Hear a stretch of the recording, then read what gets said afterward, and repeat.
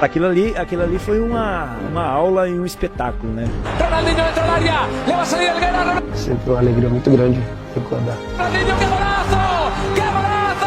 Que golaço! E quando o Ronaldinho entra e fala assim, hoje eu vou marcar a história do futebol. Ele falou isso Ele antes? falou.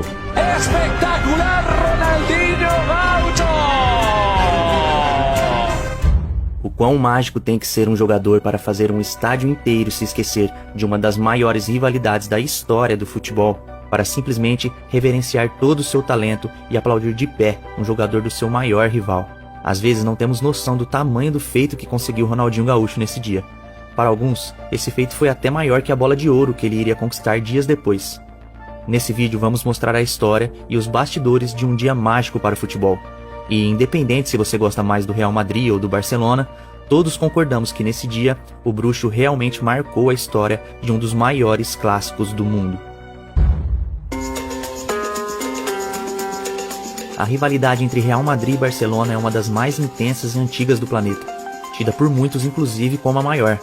Sem dúvidas, o El Clássico é um jogo diferente, e quando essas duas equipes se encontram, o mundo todo para assistir. E toda essa rivalidade vai além da disputa de títulos, de grandes jogadores em campo, de jogos disputadíssimos, enfim, todo o lado esportivo do duelo. O confronto traz também o lado político e cultural envolvendo as duas equipes. Mesmo que indiretamente, o Barcelona sempre foi um símbolo da luta do povo catalão por independência. Já o Real Madrid é o time da realeza espanhola e representa o poder centralizador de Madrid. Inclusive nos jogos é normal ver torcedores do Barça carregarem e exibirem com orgulho a bandeira da Catalunha, enquanto a torcida do Real faz o mesmo com a bandeira da Espanha. Um dos episódios marcantes que retratam o tamanho da rivalidade entre os dois clubes foi quando o português Luís Figo trocou o Barcelona pelo Real Madrid em 2000. Figo tinha grande identificação com o clube catalão e era considerado o ídolo no Barcelona, onde jogou por 5 temporadas e conquistou 7 títulos, carregando inclusive a braçadeira de capitão por várias vezes, além de ser considerado como um dos melhores jogadores de futebol do mundo. No entanto, algo que parecia improvável aconteceu. Ele aceitou a proposta de Florentino Pérez, o presidente do Real Madrid, que pagou 60 milhões de euros pela contratação, um valor recorde na época, se tornando o primeiro galáctico daquele time de estrelas que o Real montou nos anos 2000.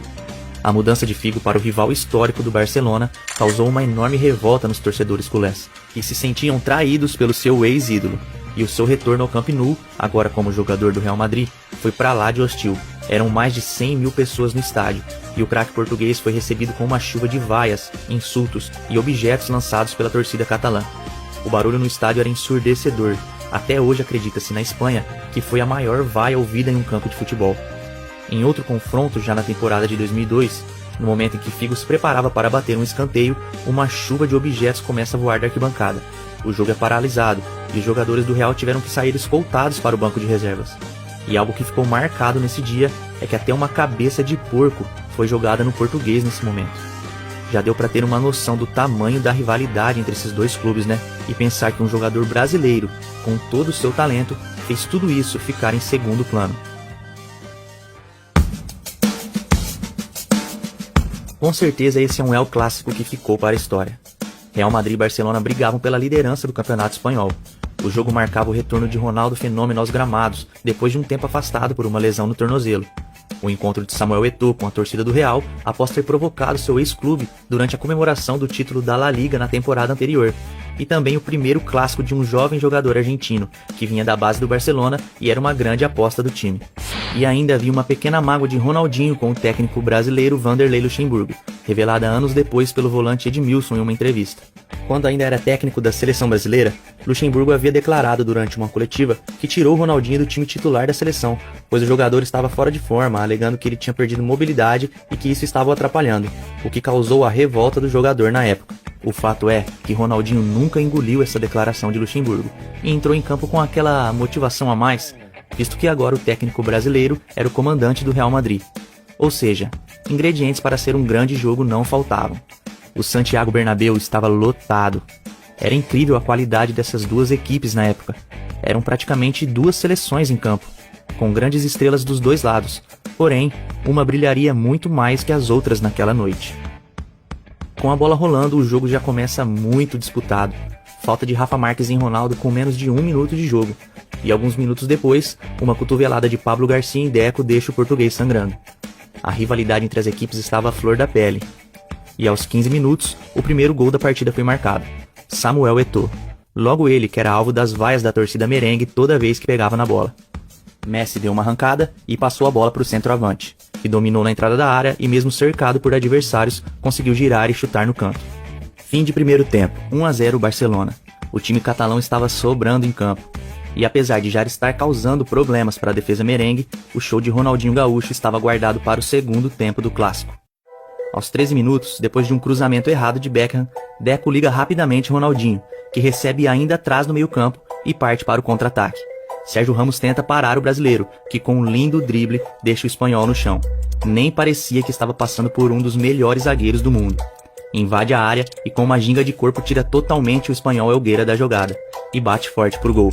Roberto Carlos até tenta bloquear, porém sem sucesso. A bola morre no fundo das redes, no contrapé de Cacilhas, que fica parado no meio do gol. Uma parte da torcida do Real já começava a aplaudir o brasileiro pela linda jogada e o golaço marcado. Porém, foi aos 32 minutos do segundo tempo que o estádio merengue se rendia completamente ao talento de Ronaldinho.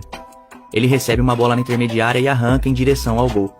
Balança para cima de Sérgio Ramos, que novamente fica na saudade, e quase sem ângulo bate na saída de Cacilhas. A imagem focada no goleiro espanhol, parecendo não entender ou não acreditar no que acontecia, é emblemática. E imediatamente os torcedores do Real Madrid se esquecem de toda a rivalidade que cerca os dois clubes durante toda a sua história. Se esquecem das provocações de Eto'o, da disputa pela liderança do campeonato, e aplaudem de pé o jogador brasileiro.